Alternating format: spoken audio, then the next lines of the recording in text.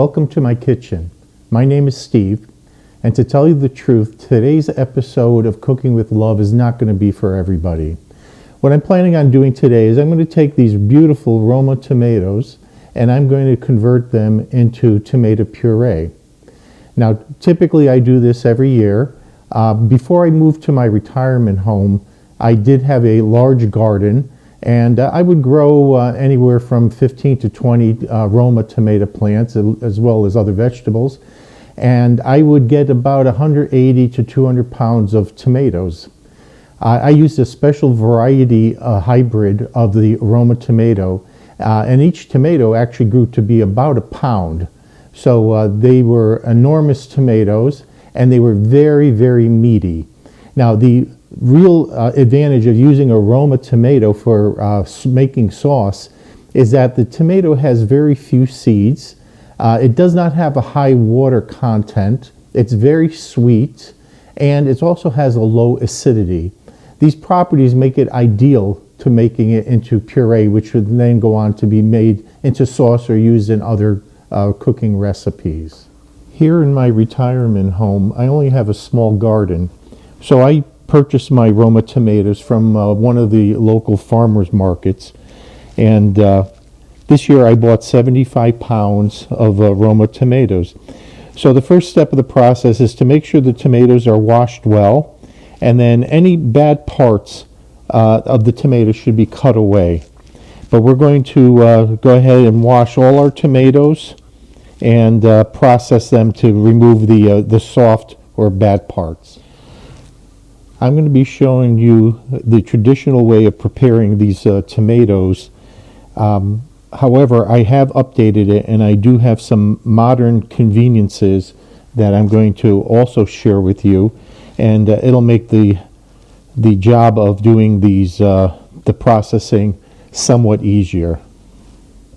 The tomatoes that have been washed and inspected, I then slice in half, and I place them in a large pot on low heat, and I'm going to cover them, and they're going to cook for about 20 minutes. After I'm going to stir it often, and after they cook down, it's just going to soften them enough so that we can continue the next step of the processing.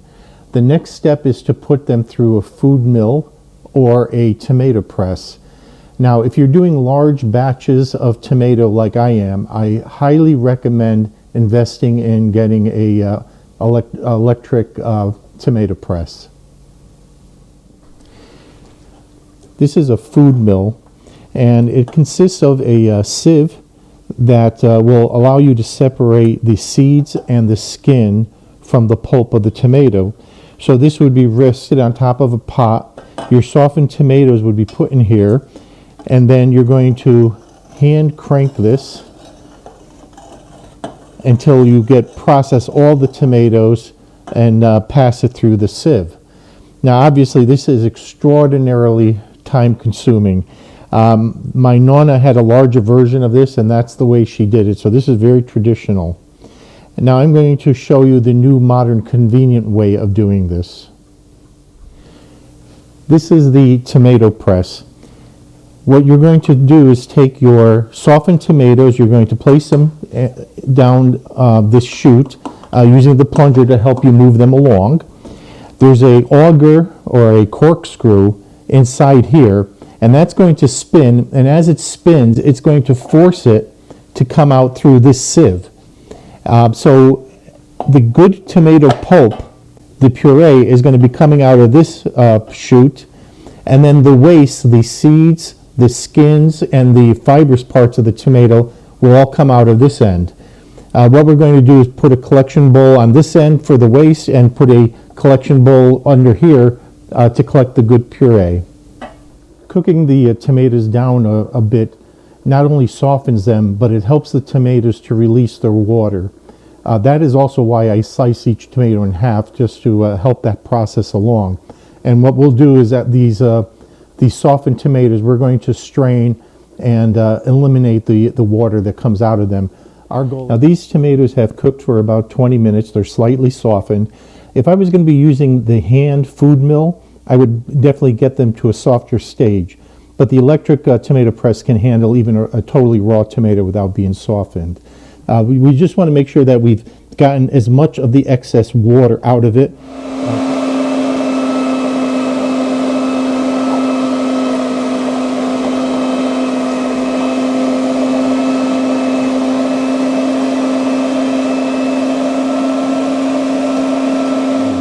Now, the other thing I want to point out is this waste, which is primarily skins and seeds and the fibrous parts of the tomato, that's been through one pass of the sieve.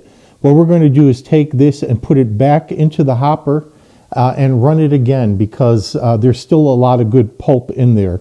And so typically we'll take the waste and we'll run it twice to make sure that we get every last bit of the tomato goodness out of it.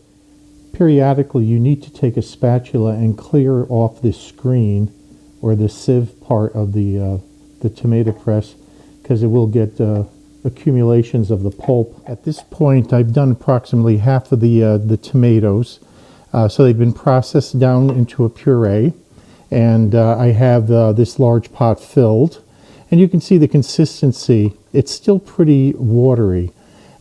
Traditionally, what we would do at this point is to put the stove on low, simmer it for several hours until it's reduced in volume by 1/3 to 1/2. However, I'm going to show you another time-saving convenience that makes this process even easier.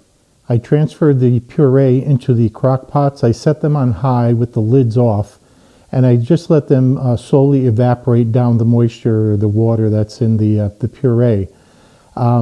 Depending on the time of day, I may actually set it to low and let it run overnight.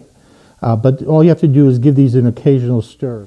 Now, I've left these crock pots running on low overnight, and as you can see, both of them have been concentrated down to between 1/3 and 1/2 of their previous volume. And you can see that the puree is now nice and thick, and it's going to be ready for preserving. We preserve by canning. We're going to use a hot water bath canning technique. Now, typically, if you're canning whole tomatoes, you have to figure on using 2.5 to 3.5 pounds of tomatoes per quart. Since we're using a concentrated puree, it's going to be more like 5 to 6 pounds of tomatoes per quart of finished product. Now, working alone yesterday, it took me just under 6 hours to complete the processing of the 75 pounds of tomatoes. I had to work alone yesterday because neither of my two sisters could be found. They both abandoned me. Now, before you start canning, I highly recommend that you purchase the Ball Blue Book of Canning. Inside, you're going to find dozens and dozens of recipes, and it's going to go on and describe how to safely can. Remember, the duration or the length of time that you actually have to boil these jars in the water bath canner is going to vary depending on your elevation.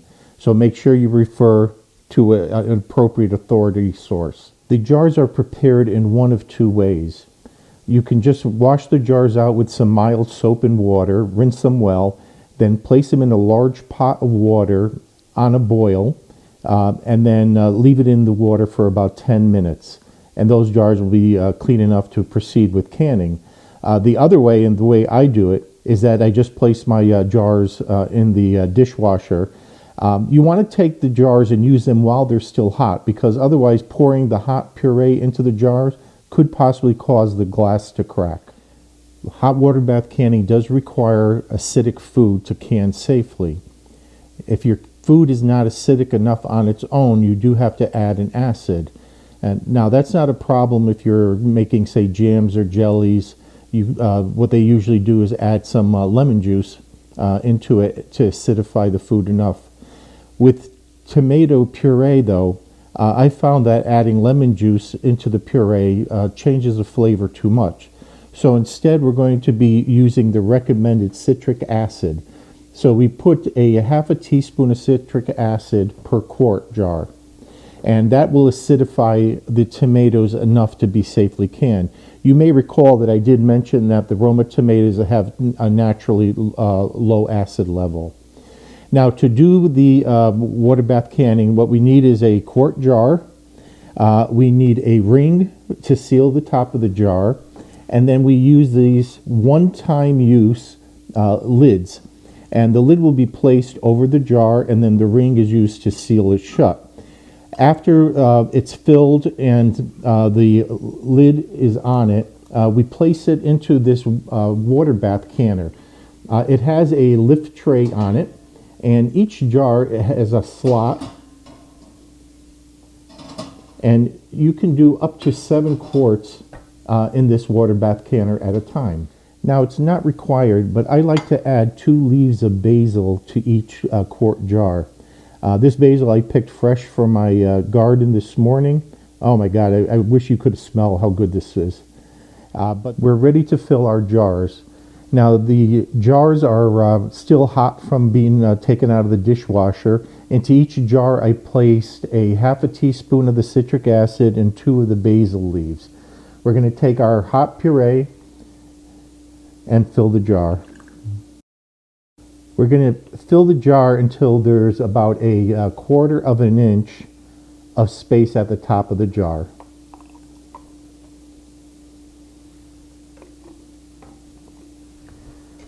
Then you're going to take a knife or whatever small spatula you have, and you're going to rub the sides of the jar to release any air bubbles that might be caught there.